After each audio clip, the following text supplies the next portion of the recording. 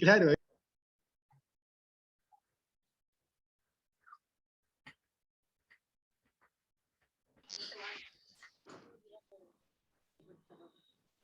Compañeros, esperamos 2 minutos más que sigan sumándose compañeros y ya iniciamos.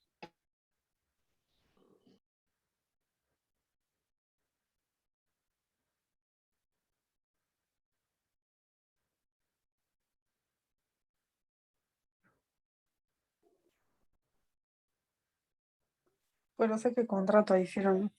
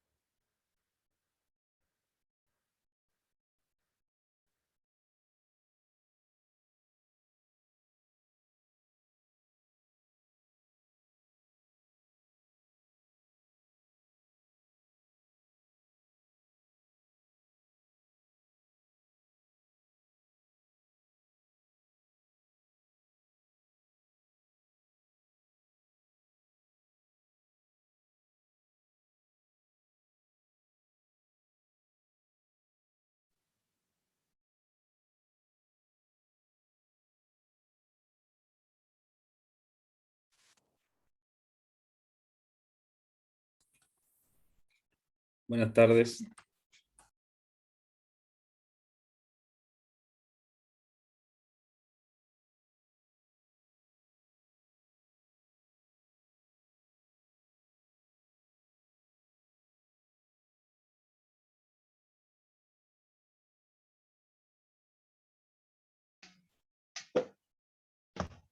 Bueno, buenas tardes a todas y todos. Estábamos esperando que se sumaran los compañeros más, pero vamos iniciando. En primer lugar, les agradecemos a todos por participar y les agradecemos a los exponentes. Desde el Centro de Estudiantes nos parece re importante realizar este tipo de instancias para contribuir a nuestra formación extra aula y a nuestra formación como futuros universitarios críticos y conscientes de la realidad que nos rodea. Así que vamos a estar realizando instancias como este, vamos a seguir realizando instancias y lo vamos a seguir invitando. La idea de esta jornada es que puedan exponer al principio los exponentes y la exponente que nos acompañan, y al final abrir un espacio de preguntas, así que los invitamos a ir dejando las preguntas que les vayan surgiendo en el chat, y una compañera al final se va a encargar de transmitirlas. En primer lugar, bueno, comentarles el tema que hoy nos convoca. Como todos saben, teletrabajo y la nueva ley que se aprobó recientemente en el Parlamento nos parece un tema de mucho interés, ya que es un tema que particularmente afecta sobre los derechos de las trabajadoras y los trabajadores, especialmente vinculado también al tema de analizar el tema con perspectiva de género, teniendo en cuenta la mayor carga horaria de aquellas, teniendo en cuenta que son quienes en general se encargan de las tareas domésticas y de cuidado, y su vinculación también con la autonomía. En este sentido, bueno, invitarlos a escuchar la ponencia de estos participantes que nos acompañan: el doctor Hugo Barreto, docente de grado 5 de nuestra casa de estudios; el presidente del PIT-CNT, Fernando Pereira, que se va a estar sumando luego; y la doctora Adriana López, docente del Derecho del Trabajo y la Seguridad Social de nuestra casa de estudios. Para iniciar, le damos la palabra al doctor Hugo Barreto.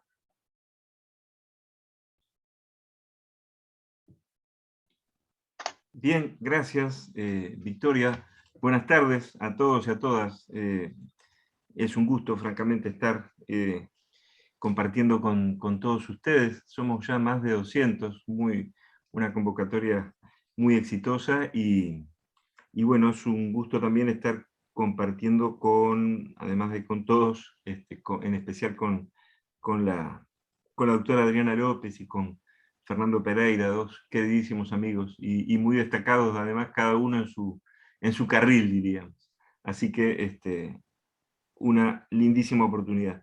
Quiero muy rápidamente hacer 3 comentarios, que van a ser 3 comentarios críticos acerca de la ley de teletrabajo. En titulares, lo primero que vamos a tratar de justificar es que en realidad, pese a su título, no es una ley que regule el teletrabajo, sino que es una ley que se limita a listar, a enumerar cuáles son los temas que deberían ser regulados por ley, pero en lugar de darles un contenido, los reenvía al acuerdo individual entre trabajador y empleador. La segunda observación crítica que quiero hacer es que se trata de una ley que desestructura el tiempo de trabajo y de descanso. Casi podríamos decir que desaparece toda valla que contenga o que recorte el tiempo de trabajo, que parece que pasa a inundarlo todo, pasa a invadir, diríamos, el espacio cotidiano, el espacio hogareño, la casa. Y la tercera observación crítica es un tema que me parece una cuestión que ha pasado algo desapercibida, y es que la ley permite nada más y nada menos que inaplicar el derecho del trabajo. Vamos por partes, entonces. ¿Qué cosa podemos decir en cuanto a esta idea de que es una ley que no regula? Es una ley que dice regular el teletrabajo, pero en realidad no lo regula. Es una ley vacía, es una caja que no tiene ningún contenido. Observen esto. El artículo 3º dice que el teletrabajo es voluntario, y por lo tanto se requiere el consentimiento del trabajador, que debe ser expresado por escrito. Ese mismo artículo 3º prescribe que la reversibilidad, o sea, el pasaje del trabajo presencial al teletrabajo, y eventualmente del teletrabajo al trabajo presencial, puede ser también decidido por consentimiento, por acuerdo de partes, previo acuerdo por escrito. El teletrabajo puede pactarse al inicio o durante la vigencia de la relación laboral, y también son las partes, en este caso, que optan por hacerlo de esa manera, siempre y cuando lo documenten por escrito. El lugar donde se desarrolla el teletrabajo deberá ser determinado también por acuerdo de partes y deberá ser definido por escrito. Artículo 6. Artículo 7. La modificación permanente de presencial a teletrabajo y vuelta a la presencialidad se dará de común acuerdo entre las partes, documentándose por escrito. Si la modalidad de teletrabajo fuera la originalmente adoptada, el cambio hacia presencialidad deberá hacerse también a través de consentimiento entre las partes, autonomía pura y llana de la voluntad de las partes en la relación de trabajo, recabándose por escrito. El sistema de registro de asistencia de los trabajadores diario también debe ser acordado entre las partes. Y la provisión de las tecnologías, de la infraestructura, del software, etcétera, también va a reposar en el acuerdo entre las partes y deberá ser consignada de esa manera en el contrato. O sea, deberá dejarse constancia de eso por escrito.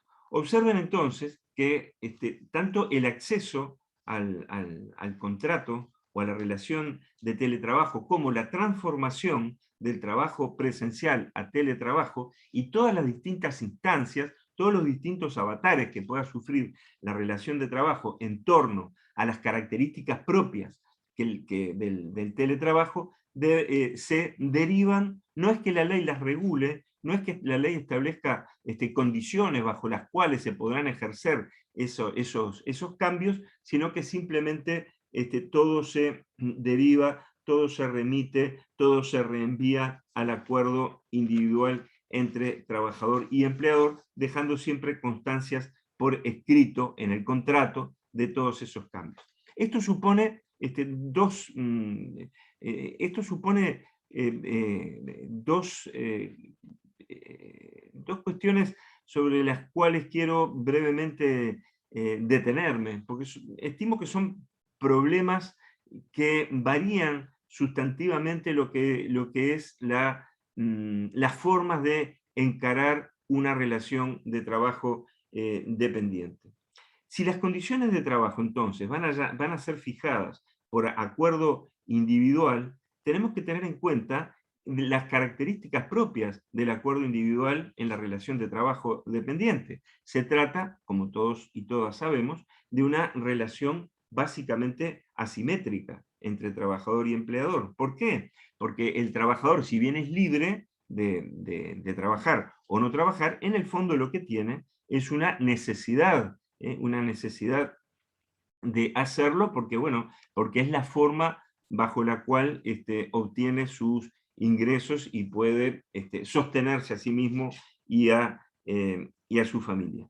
Quiere decir que esa relación asimétrica ha debido históricamente ser muy regulada, muy reglamentada por la ley y por los convenios colectivos, justamente en razón de que si se deja al albur de la voluntad de las partes la fijación de las condiciones de trabajo, lo que va a pasar en una relación desigual, en una relación asimétrica, como es la relación de trabajo, lo que va a ocurrir es que no va a existir tal acuerdo de voluntades, no va a existir tal consentimiento del trabajador, sino que lo que va a ocurrir es una lisa y llana imposición de la voluntad del contratante más fuerte, que es el empleador. Entonces, la ley uruguaya, al no regular las condiciones de trabajo y todo derivarlo al acuerdo individual, al contrato, lo que hace es, diríamos, abandonar esa relación a la posibilidad de que prime absolutamente la voluntad del contratante más fuerte. No hay una sola mención en la ley que esas condiciones, que yo muy brevemente enumeré al inicio, pudieran ser reguladas mediante negociación colectiva, como ocurre o como así está previsto en otras normas de derecho comparado, en México, en Argentina, en España, etc. Quiere decir que la ley uruguaya desconoce la naturaleza de relación básicamente desigual que se da en una relación de trabajo dependiente. Y la otra consecuencia que trae este tipo de referencias continuas al acuerdo individual de trabajo y a la constancia que por escrito debe dejarse de todos estos cambios, es que existe en la lógica de la ley una excesiva confianza, diríamos, a la escritura, como si por el hecho de escribir las condiciones de trabajo y los sucesivos cambios que pueden llegarse a dar en la relación de teletrabajo, si esa simple constancia escrita pudiera hacer que, bueno, que en la realidad se cumplieran efectivamente esas condiciones. Cuando el derecho del trabajo justamente edificó un principio propio que es el principio de primacía de la realidad, que lo que dice justamente es que en lugar de atender a las constancias formales, a las formas jurídicas, a lo que puedan llegar a decir los documentos, el contrato de trabajo, etcétera, lo que hay que atender es a las formas de cómo se ejecuta realmente el trabajo. Otro elemento muy básico, casi de derecho laboral 1, vi por ahí alguna de los estudiantes del curso de este año, un elemento muy básico de un curso de derecho laboral 1 que son desconocidos por esta norma que acaba de aprobar el Parlamento Nacional.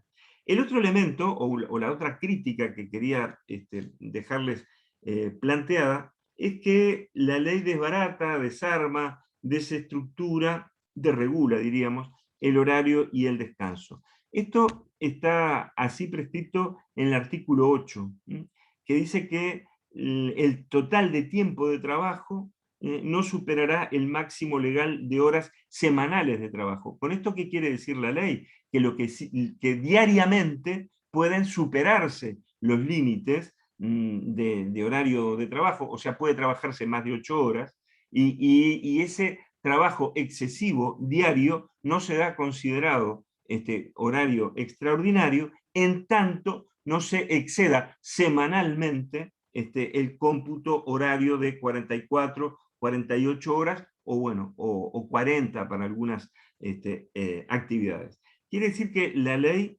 abate, la ley echa abajo, la ley desregula el horario diario de trabajo. La única limitación horaria que establece este artículo 8 es la llamada desconexión mínima de 8 horas continua entre una jornada y la siguiente. Quiere decir que la única pausa que reconoce la ley en la jornada de trabajo es esta pausa de 8 horas en que debe existir una desconexión mínima. Quiere decir que si la única desconexión, o diríamos en términos de la ley, si la desconexión mínima es de 8 horas, el resto del día se puede trabajar.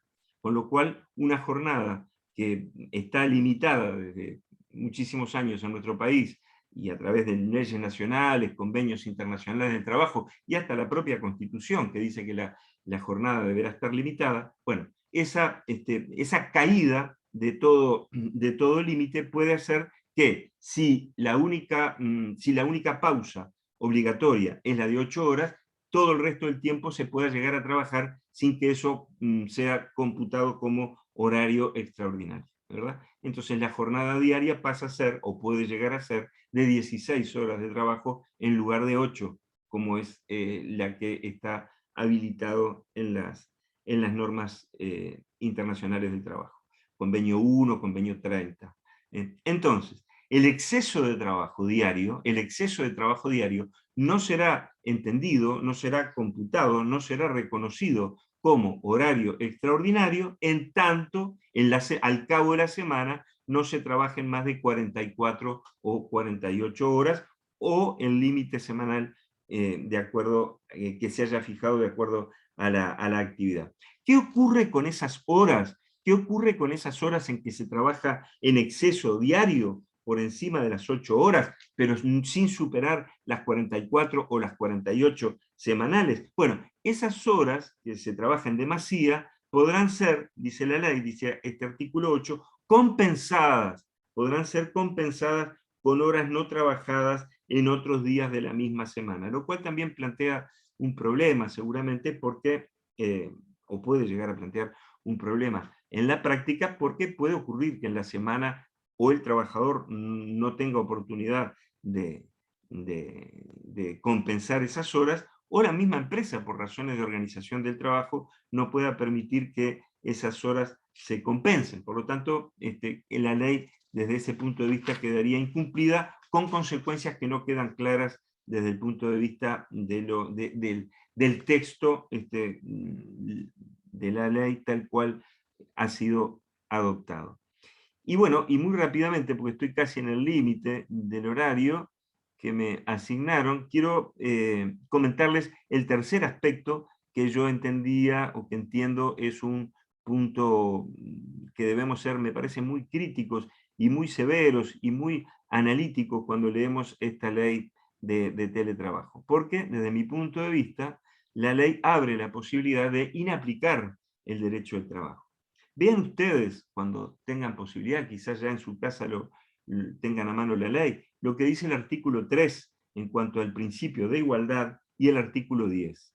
El artículo 3 dice: los trabajadores gozarán de los mismos derechos y el acceso a las mismas condiciones de trabajo que los trabajadores presenciales, salvo las que sean inherentes a la prestación de trabajo en forma presencial. O sea que se aplica el principio de igualdad in totum en todos los derechos, y en lo que tiene que ver con el acceso a las mismas condiciones de trabajo entre presenciales y teletrabajadores, salvo aquellas condiciones que sean inherentes a la prestación de trabajo presencial, que no van a ser aplicadas al teletrabajador.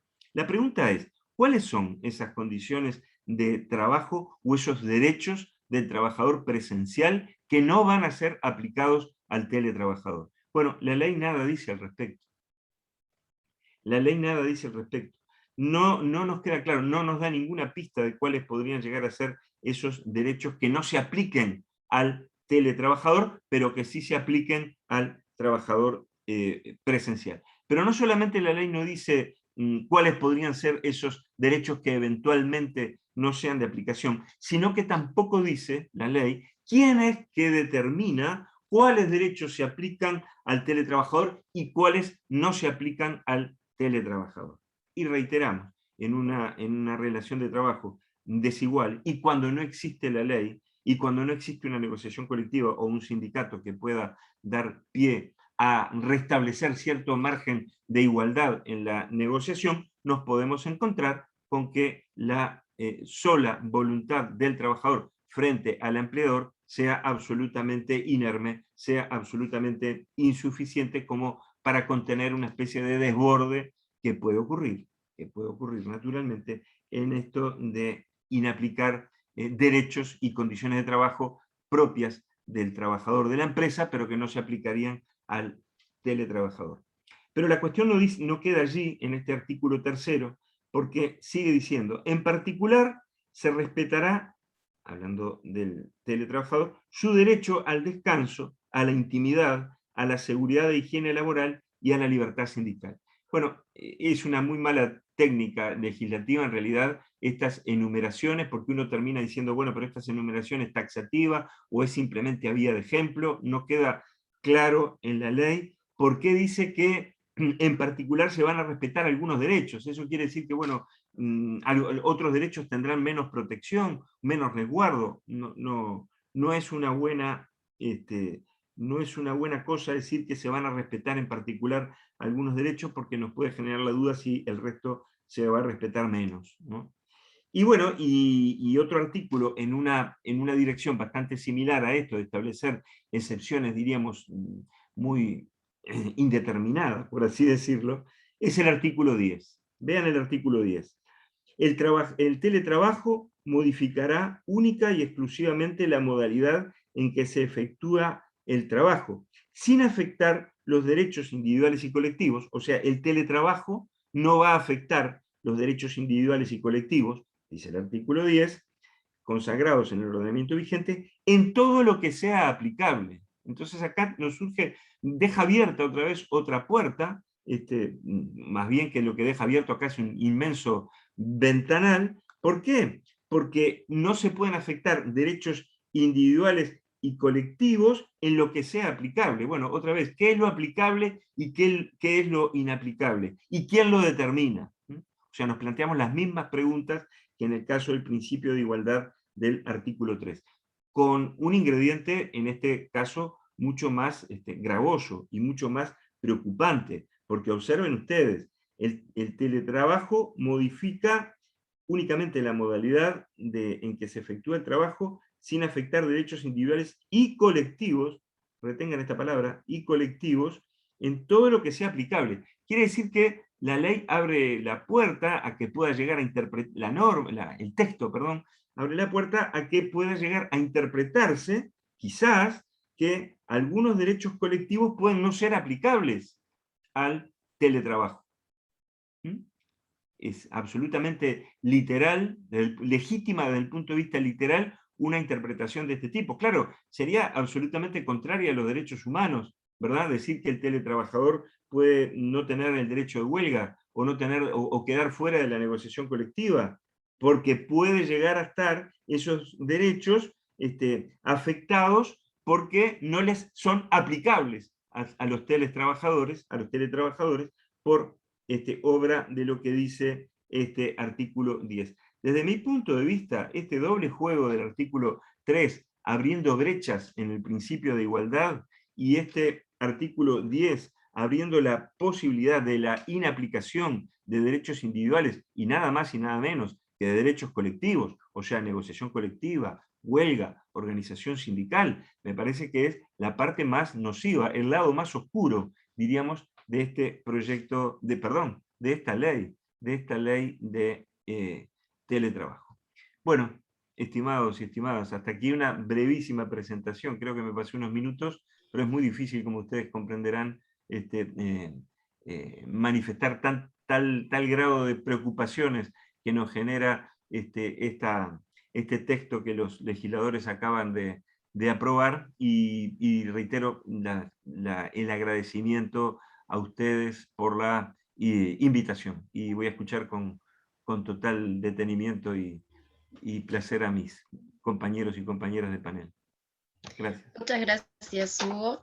Y para continuar con la jornada, le damos la palabra al presidente del PIT-CNT, Fernando Pereira, que también está muy bueno escuchar esa campana de los trabajadores y el movimiento sindical, ya que, como decía Barreto, tiene una incidencia muy precisa respecto del goce efectivo de los derechos laborales.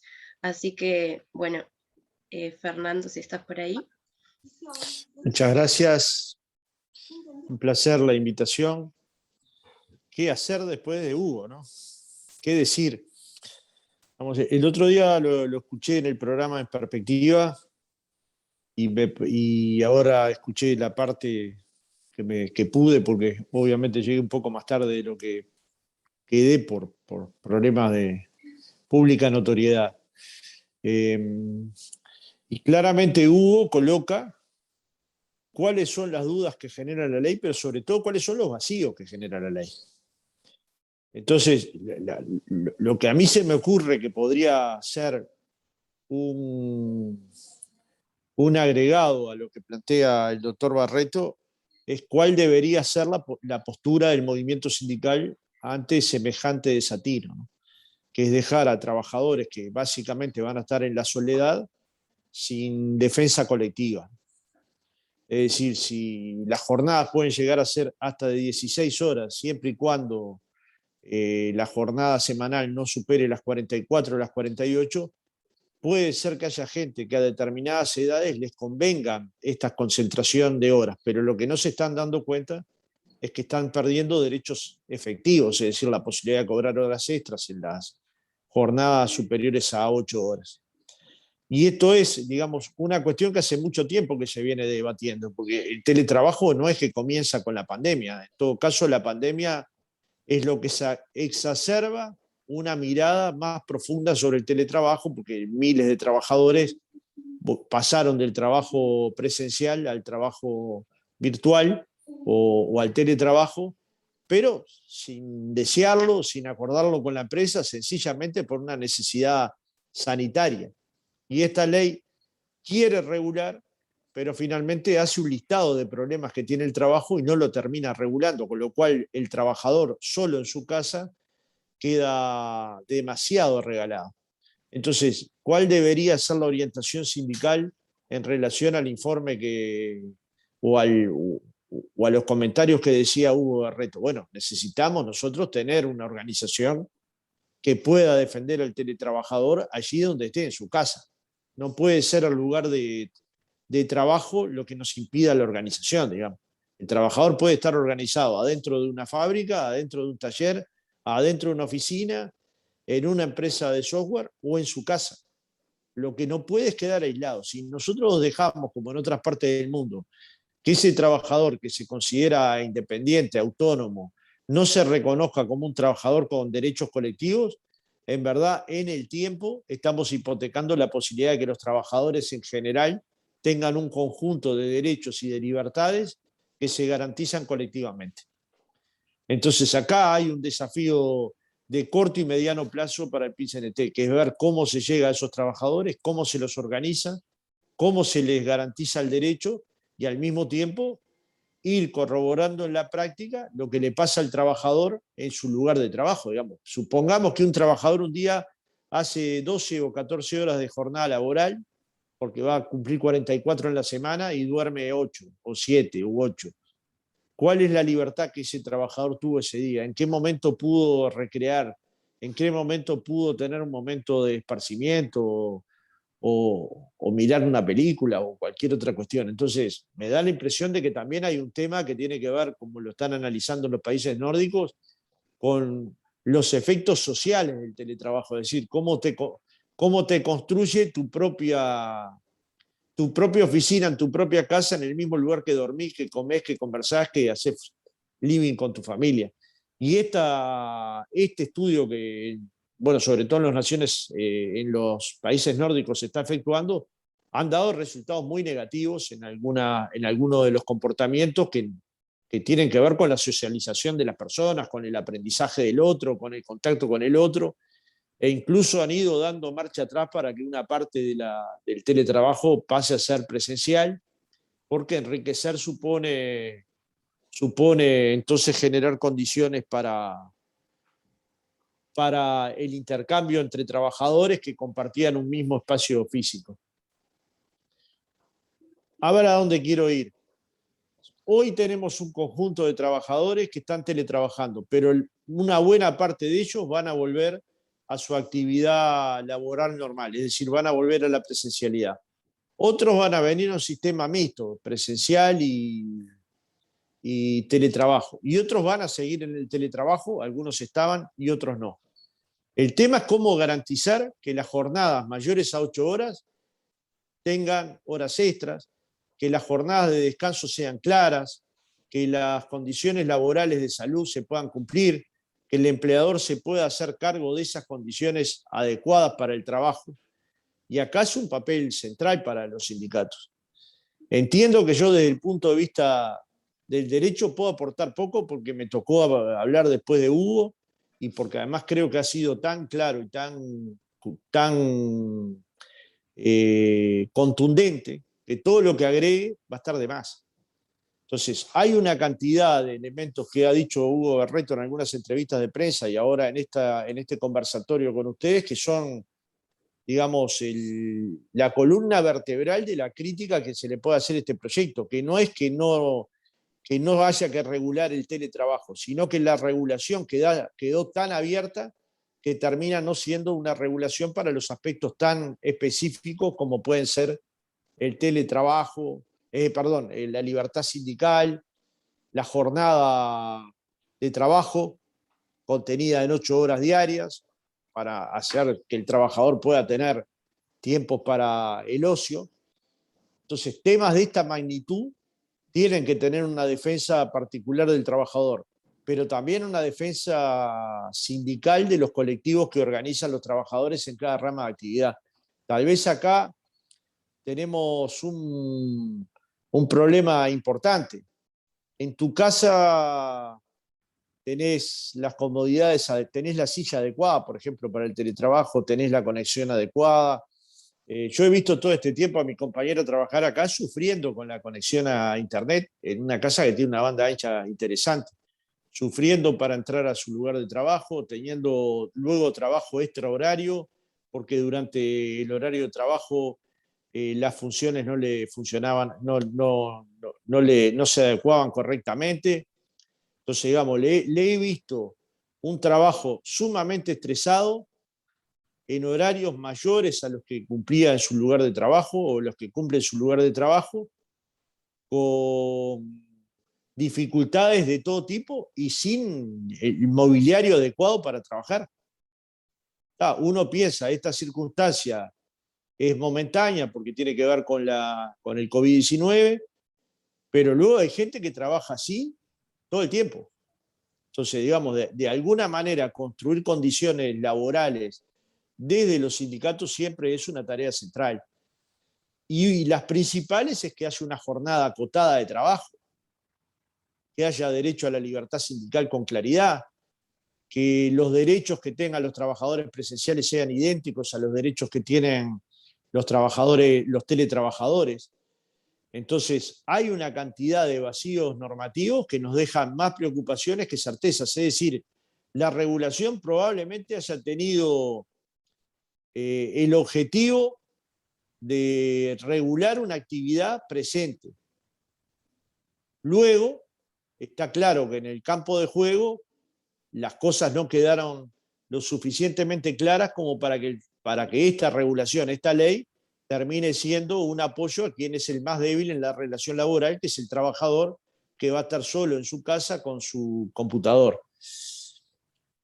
Entonces, el debate que está dando el movimiento sindical, que lo dejó presentado en ambas cámaras y que lamentablemente no fue escuchado, fue un conjunto de críticas similares a las que hizo el doctor Hugo Barreto, en el sentido de que el Parlamento tenía que atender a las circunstancias que fueron planteadas. Sin embargo, el proyecto se votó igual Parto de la base que hay una parte ahora de reglamentación que probablemente tome muchos de los aspectos que son vacíos en la ley, y ojalá se tome en cuenta muchos de los comentarios que ha planteado el doctor Barreto. Y si no, habrá que luchar para modificar esa ley, porque claramente no cumple con el objetivo de igualdad de trato en el trabajo que tienen los teletrabajadores con respecto al trabajo presencial.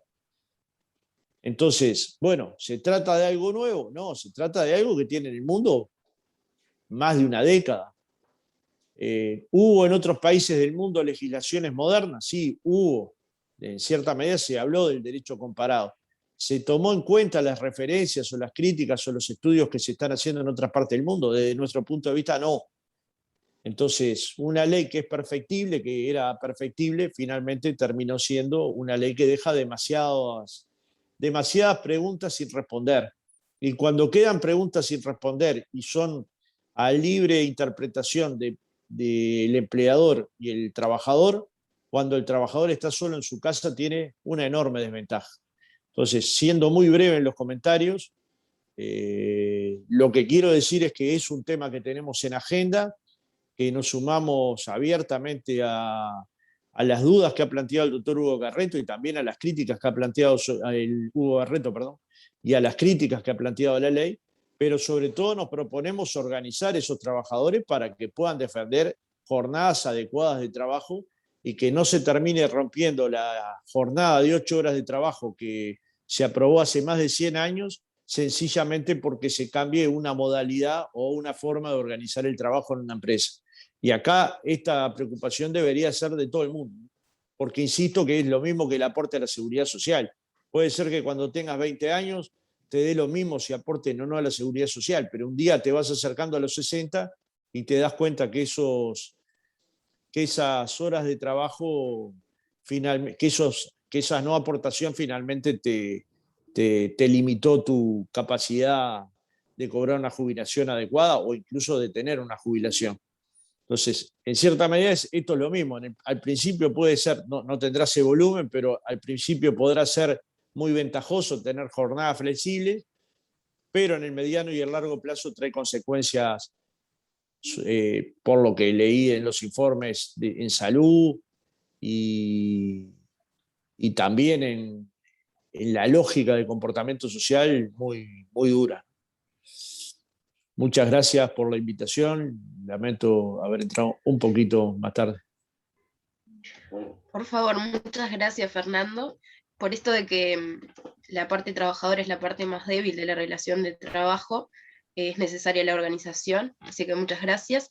Y para continuar con la actividad, le damos la palabra a Adriana López, que es docente de Derecho del Trabajo y la Seguridad Social. Desde el CED entendemos que es necesario darle una perspectiva de género al tema, y también nos preocupaba enfocar el tema de esto del mayor aumento de la carga horaria y la vinculación de eso con el teletrabajo, y el tema de que por lo general las tareas domésticas y de cuidado recaen sobre las mujeres. Y en ese sentido nos pareció interesante también para poder abarcar la temática. Así que, bueno, Adriana, tenés la palabra. Muchísimas gracias. ¿Me escuchan bien? Les agradezco muchísimo la invitación a participar en este evento, el participar junto a Hugo Barreto. Como dijo Fernando, después que habló Hugo, se van acotando las cosas que a uno le quedan para decir, pero bueno, la verdad que es muy lindo estar compartiendo este momento, donde incluso hay algunos colegas del instituto, como el profesor Duarte, creo que andaba por ahí también Graciela Yucio, así que bueno, agradecer la posibilidad de participar.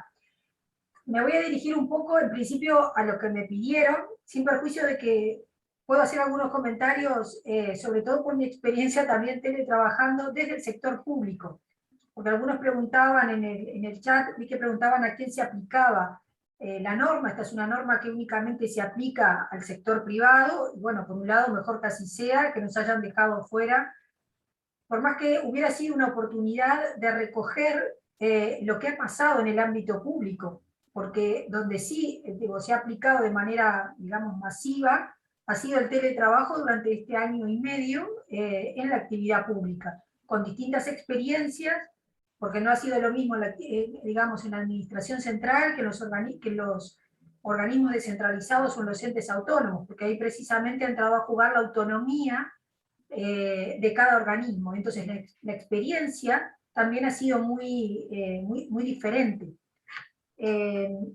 Si tuviera que opinar sobre esta ley, digo, en realidad, si esta ley no estuviera, salvo obviamente por el tema de la limitación de la jornada, es una ley que no nos resuelve nada, ¿no? O sea, si uno la lee y uno va a buscar algunas soluciones, en realidad uno puede encontrar más buscando en el derecho comparado, buscando notas, no sé, en internet sobre qué está pasando en otros países, y uno puede encontrarse con criterios generales que le pueden servir. Pero la ley en realidad, si uno quisiera, o si uno buscara eso, no da ni siquiera aspectos generales que puedan servir para resolver problemas que tienen que ver con el teletrabajo. Como decía Fernando Pereira recién, digo, el fenómeno del teletrabajo no es nuevo. En realidad se remonta a la década del 70, luego tuvo mayor o menor desarrollo en determinados sectores que tienen precisamente, o que desarrollaron las tecnologías como para poder desarrollar lo que se conoce como teletrabajo, lo cual hace especial hincapié en la ley cuando busca definir qué es el teletrabajo. Cuestión que tampoco sería necesaria, pero bueno, digo, da igual. Podemos sacar un concepto de lo que es el teletrabajo. La ley hace además referencia a una serie de principios rectores que tampoco son nuevos y que si ustedes buscan van a ver que, sobre todo en la legislación europea, hacen referencia a un acuerdo marco que era del año 2002. O sea, en el año 2002 ya en Europa había un acuerdo marco que, por supuesto, lo aplicaron algunos países o no, pero digamos, ¿cuándo se desarrolló el teletrabajo? Se dio lo que pasó en todas partes del mundo. Hubo un desarrollo de teletrabajo masivo, atropellado, si ustedes quieren, durante el periodo de la pandemia. Por lo tanto, todo aquello que se había previsto a lo mejor hace 20 años es aplicable para empresas que realmente aplican tecnología de comunicación, las tecnologías de información y de la comunicación. Pero bueno, en otros lugares, digamos, la pandemia nos llevó a que se aplicara esto que podríamos llamar que es teletrabajo, que es trabajo a domicilio, ¿sí?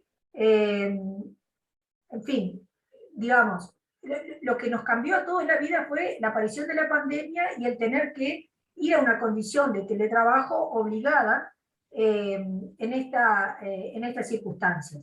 Entonces, si nosotros miramos la ley, de acuerdo, bueno, un poco a lo que me pidieron del CED, hay algunas cosas que llaman la atención. Por un lado, algo que tiene que ver con el proyecto de ley que presenta la senadora Sanguinetti cuando se hace la exposición de motivos, y uno de los fundamentos que tiene que ver con la presentación de este proyecto tiene que ver con atender la situación, permítanme que no voy a compartir pantalla para no complicar, pero leerlo expresamente. Lo que se busca es atender la situación de aquellos de los trabajadores, de las personas en situación de discapacidad, de los padres de niños en situación de discapacidad, así como también se lo vincula con el beneficio que significa para las familias que están criando niños pequeños y que decidan optar por la lactancia materna. Entonces, a mí me parece que hay un mejunje de cosas que están en el origen de la ley de teletrabajo que no, digamos, que pueden ser muy loables, pero que en realidad poco aportan al problema que genera el teletrabajo. Es decir, los trabajadores con discapacidad tenemos una problemática a abordar, pero para los trabajadores con discapacidad hay una norma que específicamente y que causó digamos, y que fue bien complicado lograr su aprobación, que trata de fomentar precisamente la inclusión de los trabajadores con discapacidad. ¿Sí? Y se han dictado normas tratando de contemplar precisamente a los trabajadores que tienen hijos con discapacidad o con una discapacidad severa y que requiere un mayor, digamos, y que requieren mayores cuidados.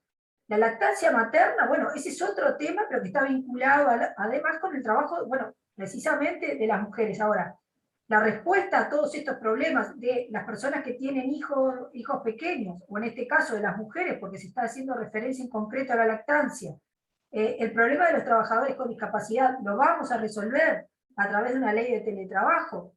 Se habla de, y si ustedes van a la ley, van a ver que allí se habla de, se establece entre los principios rectores el fomento del empleo, bueno, o sea, el fomentar este tipo de trabajo como una modalidad que genera empleo y que en particular ayuda a las personas con responsabilidades familiares o a las personas con discapacidad. Bueno, eso digo, podrá ser así en algunas circunstancias, pero también tampoco es esto no es lo que va a venir a resolver estrictamente esos problemas. O sea, para las personas que tienen responsabilidades familiares, la solución no es necesariamente el teletrabajo, sino el tener o el contar con servicios de cuidados apropiados para que las personas puedan trabajar y puedan brindar los cuidados que son necesarios cuando hay niños a cargo, cuando hay personas mayores a cargo, o cuando tenemos personas con discapacidad a cargo nuestro. Entonces, me parece que en realidad hay, si lo que yo quiero es tratar de conciliar el trabajo y la familia, bueno, justamente el teletrabajo me parece que no es exactamente la mejor opción. Y acá tal vez un poco saliéndome un poco del tema, ¿no? Ustedes recuerdan que siempre se habla, o por lo menos los que trabajan, o si tienen alguna experiencia como trabajadores, eso que siempre se repite de no llevar, o de no llevar los problemas que uno tiene en la familia al trabajo, y no llevar los problemas que uno tiene en el trabajo a la familia, ¿no? Eso siempre es algo que se repite, que sabemos además que no es cierto, porque las personas no nos podemos, digo, vamos con los problemas para un lado y para el otro a lo largo del día, pero precisamente si hay algo que no logro hacer es cuando estoy teletrabajando, porque lo estoy haciendo de mi casa donde se me junta todo en el mismo lugar. O sea, si yo al menos tengo problemas en mi casa, el salir a trabajar es una opción, ¿no? Es una salida, un escape a los problemas que tengo en mi casa, que a la vez en el ámbito laboral también se me generan problemas. Pero en algún momento corto con eso y voy para mi casa o voy para otro lado. Es decir, tengo maneras de poner límites al espacio laboral, al espacio familiar, hacer un corte, digamos, entre una actividad y otra. Entonces, desde ese punto de vista, me parece que el teletrabajo es más los problemas que nos puede generar que las soluciones. Piensen además que, entre otros de los principios rectores que se establecieron en esta ley, que se ha repetido, ¿no? Bueno, en otras normas, se dice expresamente que la modalidad de teletrabajo no puede ser un medio, obviamente, no puede ser un medio para discriminar. Pero convengamos que en la realidad puede ocurrir exactamente lo contrario, ¿no? Es decir, si yo estoy hablando de qué es más fácil que, digamos, discriminar o sacarme de encima a aquellas personas que me molestan en un lugar de trabajo que mandarlos a teletrabajar. ¿Ah? Si yo tengo un problema precisamente, cuando estamos hablando de los aspectos colectivos, si yo tengo problemas justamente con el que me está organizando, o la persona que me está organizando la actividad sindical en una empresa, una de las maneras de sacármela de encima sería mandándola a teletrabajar. ¿Tá? Si yo tengo personas con discapacidad, en vez de tratar de incluirlas en el ambiente laboral, o sea, las sigo dejando en la casa, para que de ahí trabajen. Si tengo una discapacidad severa, el problema para trabajar lo tengo tanto desde mi casa como desde un lugar físico donde está la empresa. En todo caso, los problemas serán problemas de acceso, serán diferentes, pero en realidad el apoyo laboral para la persona que tiene una discapacidad importante, lo sigo teniendo y no lo resuelvo. O sea que, justamente lo que dice la ley, me parece que el teletrabajo puede ser una opción donde puede ser muy fácil precisamente discriminar o sacarme de encima a aquellos trabajadores. Piensen en aquellos lugares cuando a veces se plantea trabajadores que son complicados, ¿no? Personas que dicen que son complicadas en los relacionamientos. Bueno, qué mejor que mandarlas a teletrabajar. Me saco el problema de encima. Entonces, esos principios rectores del teletrabajo, me parece que digo, el teletrabajo puede ser una solución en algunos casos, pero no es la panacea, y me parece que sobre eso, cuando el Instituto de Derecho del Trabajo opinó sobre este proyecto de ley, Graciela Ayuso fue una de las que lo señaló. Si ustedes entran al Parlamento y ven los aportes que hizo el Instituto de Derecho del Trabajo, a través de Gautier, a través de Graciela Ayuso y Daniela García, obviamente a través de otros docentes, digo, pero eso se señaló expresamente. Por otro lado, cuando se habla del teletrabajo, una cosa es en la época de la pandemia, donde en realidad, y está probado que en el caso de las mujeres nos vimos expuestas a una mayor carga de trabajo, porque es compartir la casa, compartir con otras personas a quien tenemos que cuidar. Y ahí una de las cuestiones que aparece es, no sé si ustedes vieron, en algún momento había notas de prensa que se referían a cómo había una disputa dentro del hogar por el espacio, ¿no?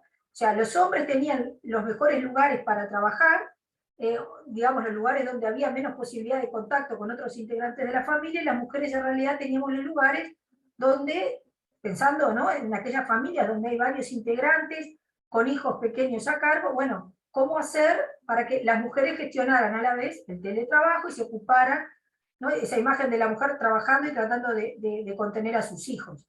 Entonces, esa gestión también del lugar de trabajo dentro de la casa es un problema.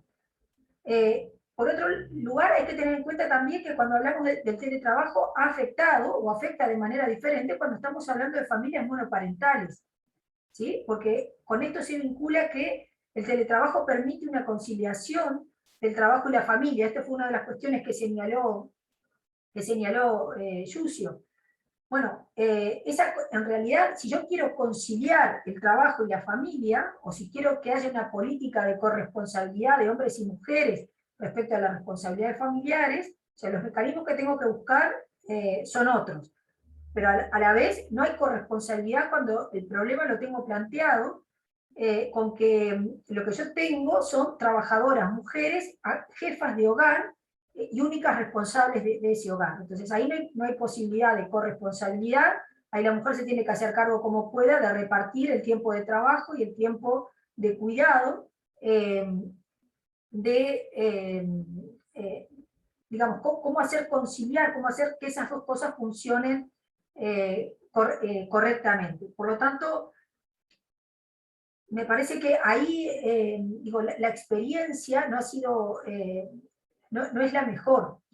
Si ustedes recuerdan, el año pasado se organizó a cargo de la Asociación de Licenciados en Relaciones Laborales, hizo una jornada donde se trataba un poco este tema, y allí entre una de las personas que habló fue una docente, ¿sí?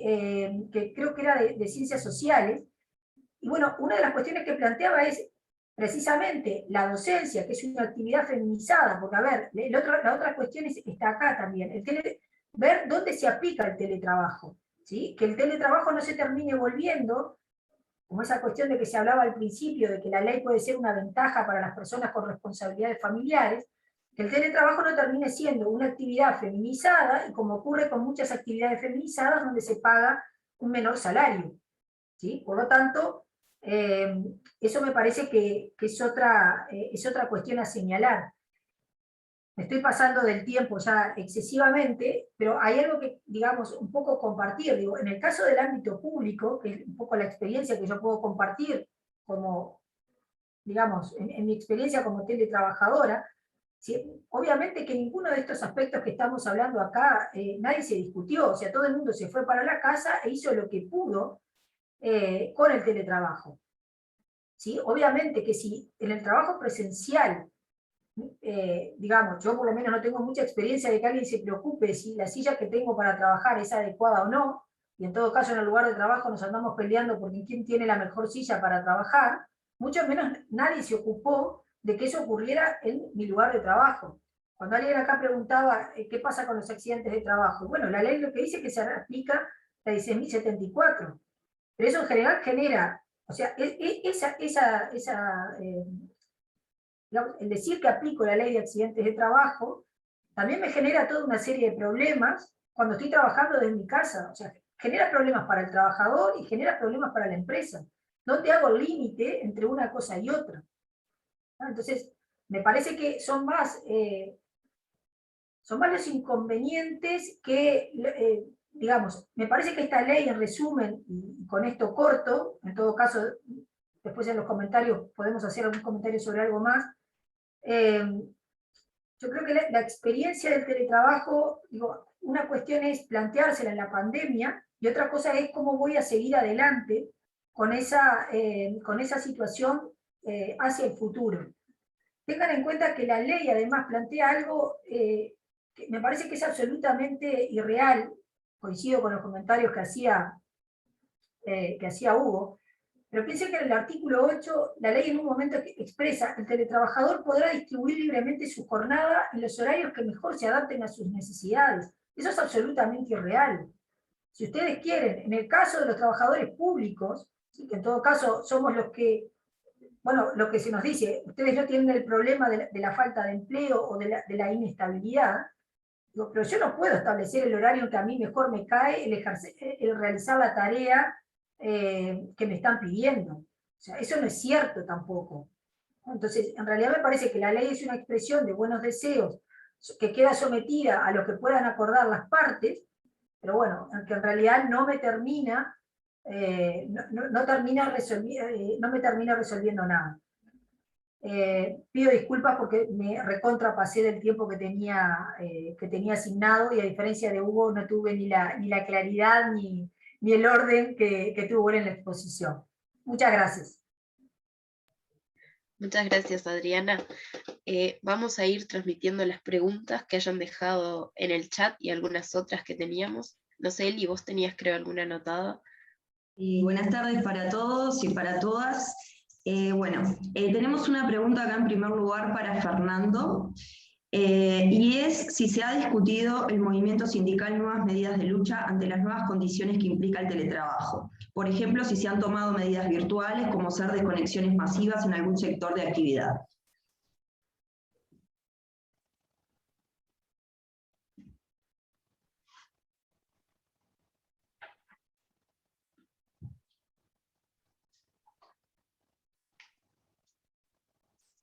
Bueno, no sé si Fernando está por ahí, igual lo esperamos un poquito y mientras tanto vamos haciendo otra pregunta.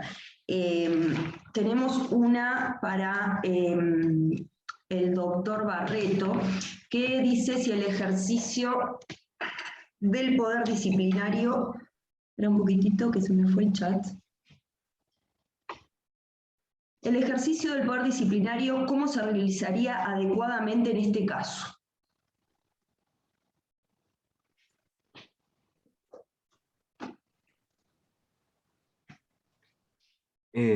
A mí me parece que hay formas telemáticas de controlar el trabajo, tanto de controlar el tiempo de trabajo, sobre todo en el trabajo online. Si ustedes se fijan en el artículo primero de la ley, el teletrabajo se entiende tanto el trabajo en línea como el trabajo fuera de línea, pero hay posibilidades desde el punto de vista de alguna de esas modalidades de controlar el tiempo de trabajo, y ni qué hablar de controlar el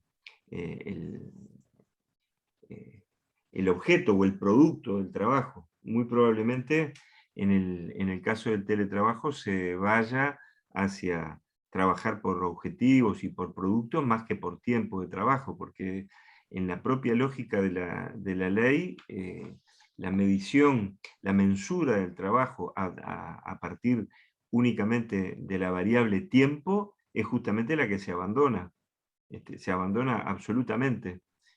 Por lo tanto, las condiciones están dadas como para que diríamos, la producción o el cumplimiento de las tareas se haga a través de mecanismos que son propios, diríamos, de la informatización y de la automatización.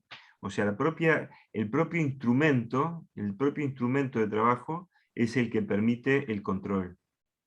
Y el control va a estar dado, me parece, en esos términos. Y si ustedes quieren, yo creo que el control va a ser mucho más intenso, mucho más personal, que el control que se hace simplemente por el supervisor que observa desde el punto de vista exterior el comportamiento del trabajador, ¿verdad? Y que se retira el supervisor y vuelve y qué sé yo. En este caso puede ser absolutamente continuo. Hay algunas disposiciones incluso en algunas normas extranjeras que han puesto la atención sobre esa pregunta. Por ejemplo, en el caso de la ley argentina, no permite utilización de software de vigilancia. En el caso de la ley mexicana, prohíbe las cámaras de video y los micrófonos para supervisar.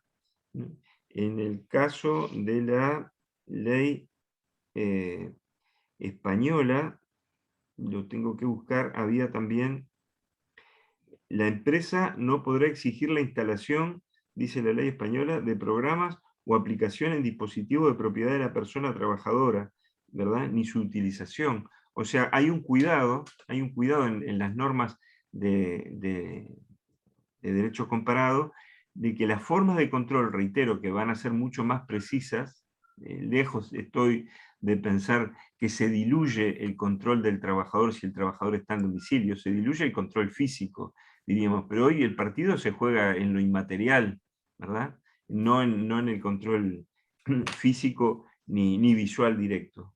O sea que para responder en una frase a la persona que preguntó, les diría que los controles van a ser, o pueden llegar a ser, mucho más estrechos, y al ser más estrechos también más invasivos, yo diría, de la privacidad de las personas. Sobre todo si, como muy probablemente ocurra en muchos casos, el trabajador o trabajadora tenga que usar sus propios equipos, ¿verdad? Y el trabajo y la intromisión, la intrusión, diríamos, del empleador en el trabajo intranet y demás, hacia el equipo del trabajador lo puede, puede hacer que quede a merced, diríamos, de una afectación muy grave de la intimidad y de la privacidad. Así que estimo que los controles se sofistican, si me permiten la expresión. Vamos a estar ante controles mucho más sutiles que en el pasado. Si me permitís un comentario. ¿Cómo no? Claro. Una de las cuestiones que se señalaban cuando se habla de los beneficios del teletrabajo, por ahí alguien había dicho, creo que fue cuando se comentaron los resultados de una encuesta que hizo la Oficina del Servicio Civil, y alguien expresó que con esto del teletrabajo se dejaba atrás la dinámica de marcar tarjeta. Eso no es cierto. O sea, claro, no marcás la tarjeta de cartón, obviamente, pero todos tenemos una hora en que nos conectamos y nos desconectamos. En algunos organismos públicos tienen un sistema donde en realidad tienen una aplicación donde en realidad... ¿Alguien tiene el micrófono? Ya lo apagó. Ya estoy viendo quién era. Sí. Tienen un sistema donde en realidad una aplicación del teléfono donde registran la huella. O sea que, por lo tanto, a través del sistema de teletrabajo, saben exactamente cuántos momentos yo estoy conectada. O sea, tengo una cuestión que me marca según la luz si estoy conectada o estoy desconectada. Entonces, en realidad, estoy más controlada que antes, porque si yo en mi lugar de trabajo puedo andar dando vueltas, en mi casa tengo que estar atrás de la computadora en el horario en que supuestamente estoy a disposición para trabajar. Que es un horario que puede ser un horario mucho más extenso seguramente que el horario de oficina, ¿no? De acuerdo al propio texto del artículo 8. Por supuesto.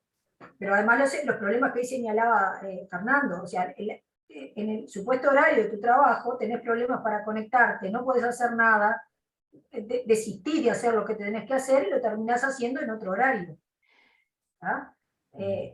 además me parece que es importante que se tenga en cuenta, una cosa es trabajar por resultados, que eso probablemente es una cuestión a la que se va a ir, pero para eso se supone también que todos los trabajadores estén formados para eso. Cuando se habla del trabajador que es autónomo, ¿no? Que se sabe gestionar solo, bueno, no todos sabemos hacerlo, y para eso también se requiere formación, y no todas las personas están en condiciones de teletrabajar, ni todas las empresas están en condiciones de teletrabajar. Si ustedes miran un poco, cito el caso de España porque me parece que somos como mercados bastante similares, en cuanto a lo que predomina son pequeñas y medianas empresas. Y una de las cuestiones que estaban señalando precisamente es que las pequeñas y medianas empresas no están en condiciones de establecer un dispositivo para teletrabajar. O sea que me parece que no es tan, me parece que es bastante más complejo de lo que a veces se señala. Estamos mucho más controlados de lo que esperábamos. Perdón. Muchas gracias. Y otra pregunta que teníamos es respecto de si hay alguna otra forma de hacer valer los derechos laborales, por ejemplo, la limitación de la jornada con algún otro instrumento, lo mismo con el derecho a la desconexión. Hay una palabra que el profesor Duarte ha levantado la mano, pero bueno, me apresuro si quieren a dar un punto de vista. La ley no hace mención a la negociación colectiva, pero en realidad existen dos, desde el punto de vista de la enseñanza del derecho, siempre llamamos fuentes de derecho, ¿no? Existen dos fuentes de derecho principales, diríamos, en el derecho del trabajo. Una es la ley, o diríamos más ampliamente, toda la actividad del Estado en torno a la regulación de las condiciones de trabajo, ley, decretos, resoluciones, etcétera, y la otra gran fuente de derecho o modo de producción de las normas jurídicas es la negociación colectiva. Entonces la respuesta que te podríamos dar en ese sentido corre por ese carril. La ley no hace mención a la negociación colectiva, diríamos como fuente de derecho o como modo de regular el teletrabajo, pero eventualmente podría la negociación colectiva intervenir a través de convenios colectivos en cualquier nivel, ya sea a nivel de rama o a nivel de empresa, o incluso si hubiera una dirección y un apoyo desde ese punto de vista, desde el lado del Ministerio de Trabajo, los propios consejos de salarios, ya que los consejos de salarios, al menos con la legislación vigente, pueden establecer condiciones de trabajo en tanto haya acuerdo entre la organización de trabajadores y la organización de empleadores, habiendo acuerdo, diríamos, entre los actores sociales, la ley actual de Consejo de Salarios permitiría que el teletrabajo ingrese, o la modalidad de teletrabajo ingrese como tema objeto de negociación colectiva. Quizás esa pudiera ser, yo creo que en la intervención de Fernando Pereira en alguna manera lo insinuó, quizás ese podría ser una especie de correctivo de parte de los actores sociales a lo que el Estado no hace. O sea, el Estado lo que no hace o lo hace mal, me refiero al Parlamento con esta ley, podría llegar a ser corregido, ojalá que así lo fuera, por la negociación colectiva a cargo de los actores sociales. Bien, bueno, otra pregunta que tuvimos recurrente en el chat a lo largo de la exposición es ¿qué se toma como accidente laboral y cómo es el tema de la prueba? ¿Cómo saber si es accidente laboral o doméstico? ¿Cómo probar que fue en tiempo de trabajo y no de descanso? Yo le había contestado a alguien que preguntó, la ley remite a la 10.074, a la ley de accidentes de trabajo que aplica para todas las actividades. O sea, la norma que eso podría haber sido una cuestión a regular por esta ley, ¿no? En la medida que yo... O sea, el accidente de trabajo lo tengo definido en esa ley, ¿no? Es el accidente que ocurre a causa o en ocasión de trabajo. Pero bueno, ¿qué pasa? Digo, el ejemplo que hemos visto a lo largo de todo este tiempo, si yo me quemo en mi casa porque me estoy cebando mate y en realidad, bueno, también me podría haber quemado en el lugar de trabajo, pero no sé, me quemé a las 10 de la noche, ¿y eso es un accidente de trabajo o no? Bueno, acá es mi lugar de trabajo. O sea, todo eso me parece, todo eso queda sin resolver, digo, queda un poco a la interpretación y a lo que pueda pasar y bueno, y cómo cada uno le pueda ir en el reclamo de esos derechos. Quizás, Adriana, tú sabes más que yo de esto, quizás el Banco de Seguros podría establecer incluso una prima especial, ¿verdad? O una prima distinta para el caso de teletrabajo, en atención, por ejemplo, a las dificultades que tenga desde el punto de vista inspectivo, desde el punto de vista de la verificación de cómo se produjo el accidente de trabajo, en qué lugar, podría llevar eso, ¿no? Quizás a una fijación. Yo creo que sí, esa podría ser una posibilidad. Pero además, digo, igual eso no termina resolviendo, no sé, si yo me caigo acá porque me enredo en los cables, en todo el cablerío que tengo, o sea, que es mi lugar de trabajo, digo, si viniera un prevencionista o si viniera alguien, no sé, que supiera sobre organización de trabajo, me diría que, bueno, esto así no puede ser. ¿tá? Entonces, eso que uno tiene en el lugar de trabajo no lo tiene acá. No lo tiene uno trabajando desde su casa. Claro. Está Duarte, no sé si le podemos dar la palabra porque hace tiempo, pobre, que está con la mano levantada. Se va a cansar, sí, de tener la mano levantada. virtual se le va a cansar. Iba a decir eso. Bueno, ya la bajamos. Gracias. Buenas noches. Sí, dos o tres cositas. Una, creo que es bastante disparadora una intervención que hace Gabriela Britos desde el chat, que creo que da para seguir estudiándola.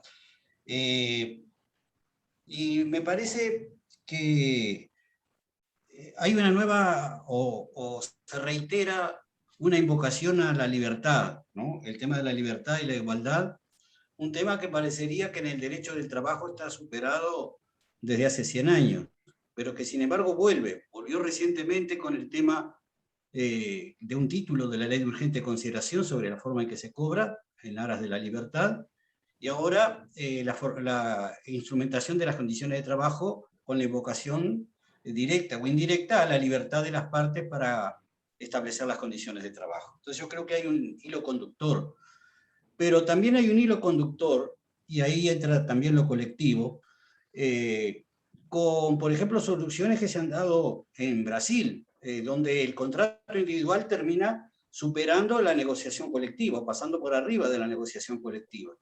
Entonces, me parece que no son casuales esas coincidencias.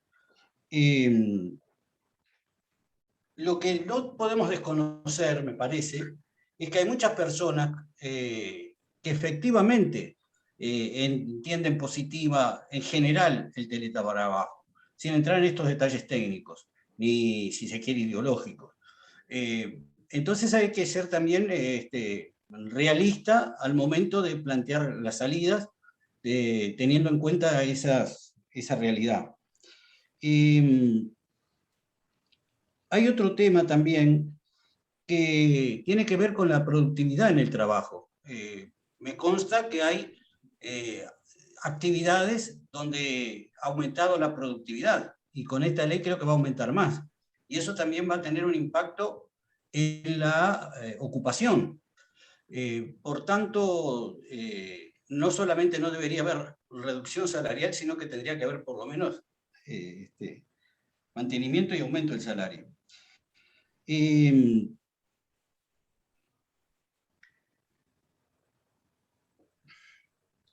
Hay otros temas. La armonización de esta ley con otras normas también va a traer algunos problemas. Pensemos que justamente que hay actividades en las cuales hay trabajo a distancia, que no necesariamente es teletrabajo, por supuesto, pero que tienen puntos en común. Y que esta ley va a confluir con otras fuentes que ya están en leyes o en convenios colectivos. Pensemos y que tienen una filosofía de protección, como las normas que establecen el régimen de los call centers. Justamente ese régimen es tan protector, o por lo menos tiene pautas protectoras en cuanto a las pausas en el trabajo, y eso precisamente por lo intensivo del trabajo. Y acá puede ser muy intensivo y sin embargo, sobre todo en el tema horarios, hay una desprotección. Entonces, esa armonización de fuentes, generalmente de origen colectivo, a veces de origen legal, con esos contratos individuales, puede llegar a ser compleja. Indudablemente que lo que terminaba de decir Barreto es así, va a tener que ser un tema de la negociación colectiva, ¿verdad? Yo tendría alguna cosa más para decir, pero creo que estos son algunos temas. Tener cuidado que cuando se está hablando de la libertad, de qué libertad se está hablando y cómo eso, no desconocer que ese término tiene buena prensa, la libertad. Muchas gracias. Otra de las preguntas que teníamos es respecto a si esta nueva regulación, por ejemplo, no deja desprotegidas a las mujeres en situaciones de acoso laboral a través de los medios electrónicos, y si tienen alguna reflexión respecto a la situación de acoso laboral o acoso sexual en el trabajo mediante el teletrabajo.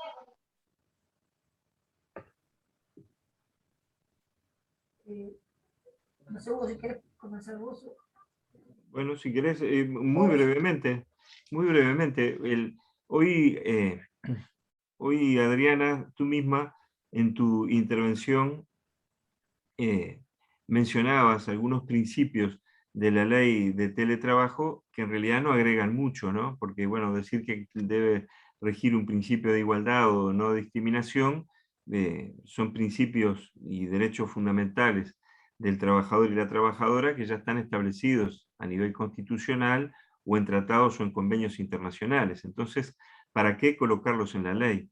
En realidad, cuando se coloca en la ley el principio de no discriminación y se lo deja en una simple formulación, bueno, llegamos a conclusiones como la que establecía Adriana López, la profesora Adriana López, en el sentido ese de que, bueno, no se agrega nada, ¿para qué está?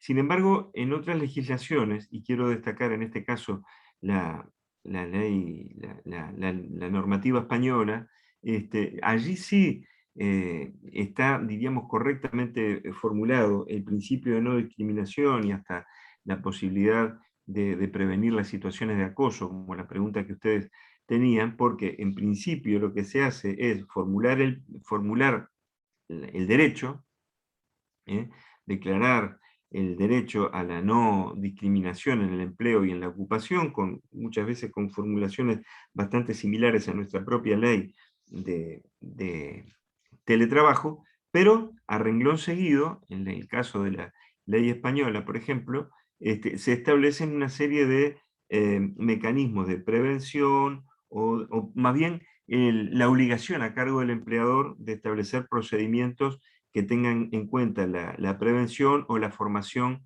o la formulación de planes y la ejecución e implementación de esos planes justamente para la prevención de casos de acoso o de discriminación en el trabajo. ¿Qué quiero decir entonces con esto? Que nuestra ley en este punto queda a medio camino, formula el principio de no discriminación, pero luego lo que tendría que haber hecho es desarrollar mecanismos, desarrollar instrumentos o ponerlos a cargo del empleador, como hace la ley española, para que efectivamente ese principio se haga efectivo, tenga una consagración, poniendo en la cabeza del sujeto empleador obligaciones concretas, obligaciones materiales para, reitero, que la ley no quede en una bella literatura y nada más. Esos son los comentarios que se me ocurría hacer, que hacen otra vez a la incompletud de la norma uruguaya y la falta de contenido, como ya se señaló. Si ustedes tienen presente además, una de las cosas que se ha señalado, digo, a ver, en los lugares de trabajo obviamente es donde es posible que se den situaciones de acoso sexual o de acoso moral, ¿no? Se supone que precisamente el salir del lugar de trabajo, supone que uno va para su casa y hay como determinadas situaciones que no se podrían dar. Bueno, en realidad se podrían dar también a través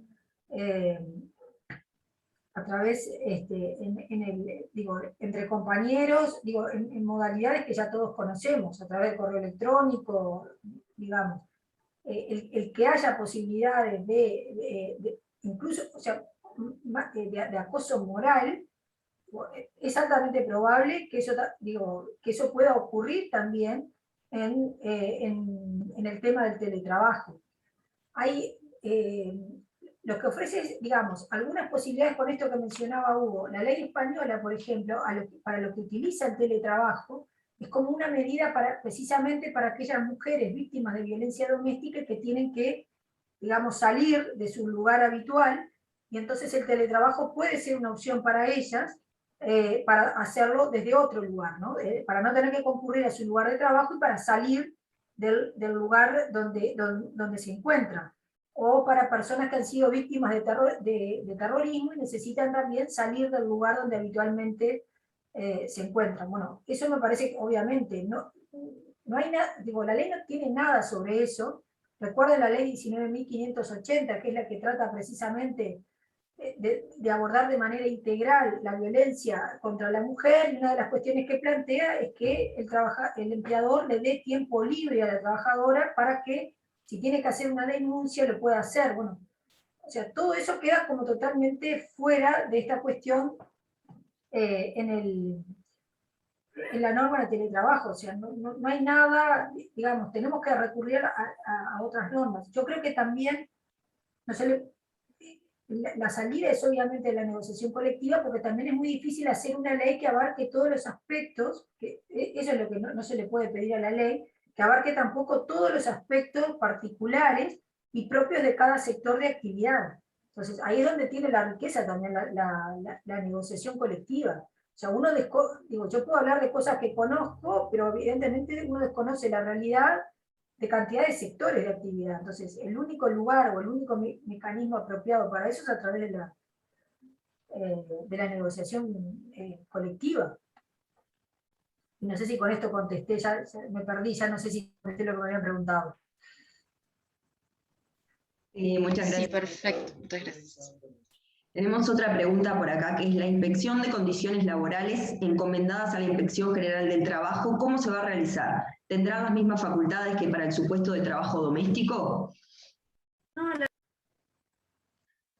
Sí, yo entiendo que sí, que es un caso, diríamos, asimilable. Creo que en la propia ley se establece la posibilidad del ingreso al inspector, y si no es posible hacerlo a través de una autorización judicial. O sea que me parece que en ese caso es perfectamente asimilable. Digo, creo que planteé igual algunos, si entran en la página del Parlamento, van a ver que ahí, entre uno de los comentarios que hay al proyecto por parte del Instituto de Derecho del Trabajo, de Rosina Rossi, que señala algunos inconvenientes que genera esto, ¿no? Sobre todo en el nuevo proceso penal, porque eso requeriría que un fiscal acusara y se ocupara de este tema. O sea, no sé nada absolutamente de materia penal, digo, pero en realidad eso es un problema. Los propios inspectores de trabajo plantearon cuando fueron al Parlamento todos los problemas que les suponía para ellos también la norma. Así que si ya era complejo con el trabajo doméstico, también lo es acá.